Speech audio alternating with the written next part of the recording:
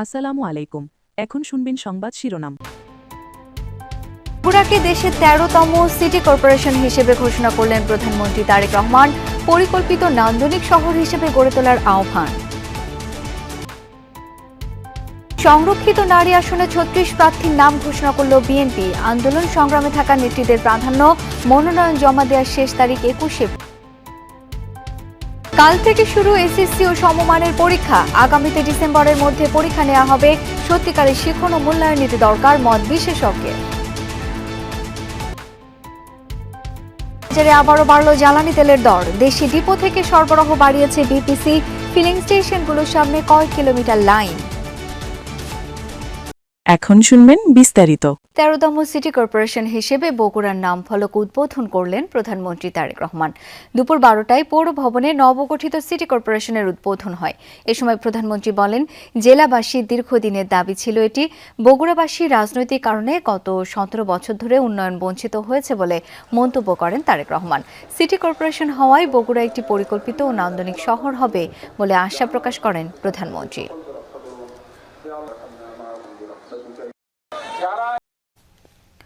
এর আগে বগুড়া সহ ৭ জেলায় ই বেইল বন্ড কার্যক্রমের উদ্বোধন করেন প্রধানমন্ত্রী তারেক রহমান। সকালে বগুড়া জেলা ও দায়রা জজ আদালত প্রাঙ্গণে আয়োজিত অনুষ্ঠানে প্রধানমন্ত্রী বলেন, ফ্যাসিবাদী শাসন আমলে ভিন্ন দল মতের মানুষদের বিনা বিচারে শাস্তি দেওয়া হয়েছে। আইনের অপব্যবহার করে মানুষদের নির্যাতন করা হতো। দেশে শুধু আইনের শাসন প্রতিষ্ঠা নয়, ন্যায় বিচারের প্রতিষ্ঠা গুরুত্বপূর্ণ বলে জানান প্রধানমন্ত্রী। বলেন, পর্যায়ক্রমে দেশের সব আদালতে ই বেইল বন্ড কার্যক্রম চালু করা হবে। এই সিস্টেমে দ্রুত বিচার কাজ শেষ হবে বলে আশা প্রকাশ করেন তিনি। বলেন, বিএনপি এমন বিচার ব্যবস্থা চালু করবে যা প্রধানমন্ত্রী, মন্ত্রী, উচ্চ পর্যায়ের কর্মকর্তা ও সাধারণ মানুষ সবার জন্য সমান হবে। এর আগে সকাল ১১টার পর বগুড়া জেলা আইনজীবী সমিতির নবনির্মিত ভবনের ফলক উন্মোচন করেন প্রধানমন্ত্রী। এরই মধ্যে শাওন প্রধানমন্ত্রী তারেক রহমান ফ্যামিলি কার্ড বিতরণের যে অনুষ্ঠান সেখানে এসে হাজির হয়েছেন।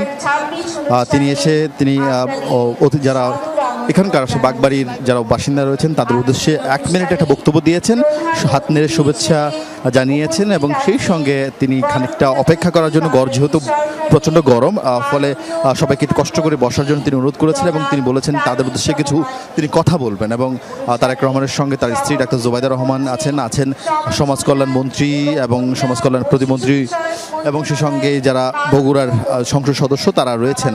এবং অনুষ্ঠানের আনুষ্ঠানিক যে কার্যক্রম শাওন সেটি শুরু হয়েছে। এর আগে কিছুক্ষণ আগে তিনি এই বাগবাড়ির যে শহীদ জিয়া রহমান একটা হাসপাতাল রয়েছে সেই হাসপাতালের তিনি সেখানকার হাম এবং রুবেলার যেই টিকাদান কর্মসূচি সেটির উদ্বোধন করে আসেন এবং উদ্বোধন করে এখন তিনি ফ্যামিলি কার্ড বিতরণের কর্মসূচিতে এসছেন। এবং এখানে প্রায় ৯০০ বেশি একেবারে প্রান্তিক পর্যায়ের যারা রয়েছেন, নারী সদস্যরা রয়েছেন, তাদের হাতে কিন্তু কৃষক ফ্যামিলি কার্ড তিনি তুলে দিবেন এবং সেই অনুষ্ঠানের কার্যক্রম শুরু হয়েছে।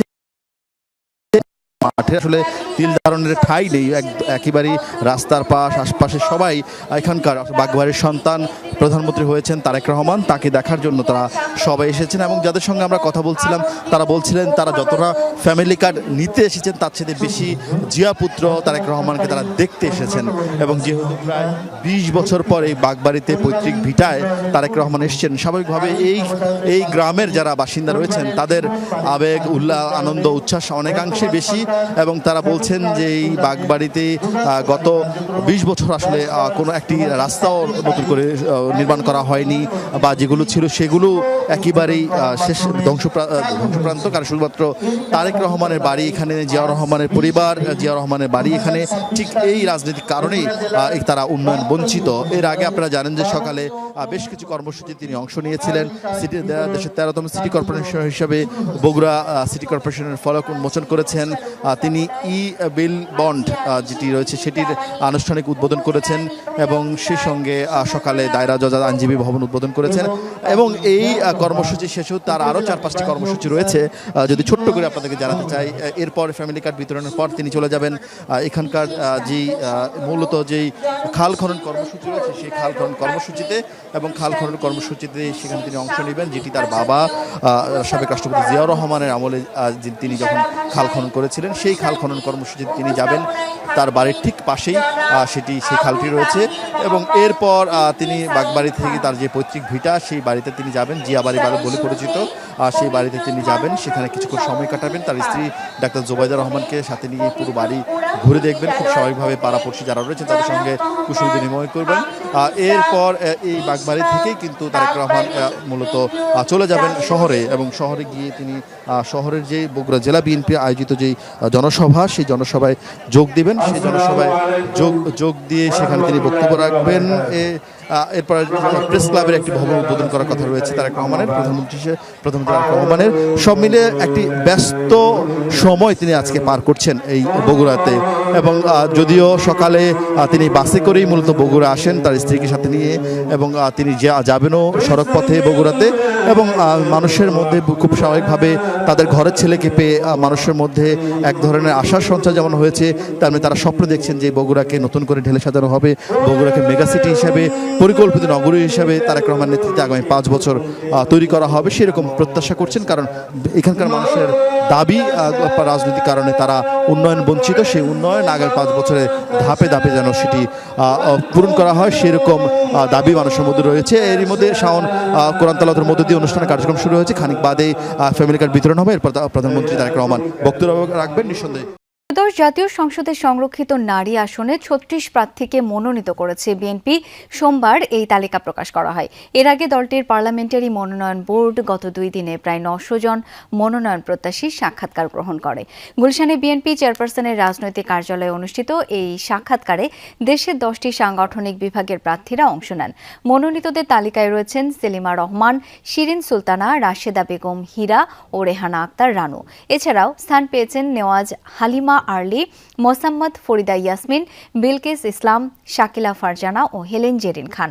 মনোনয়ন তালিকায় আছেন নীলুফার চৌধুরী মনি, নিপুণ রায় চৌধুরী, জেবা আমিন খান, মাহমুদা হাবিবা, সাবিরা সুলতানা, সানসিলা জেব্রিন, সানজিদা ইসলাম তুলি, সুলতান আহমেদ, ফাহমিদা হক, আন্না মিঞ্জ ও সুবর্ণা শিকদার।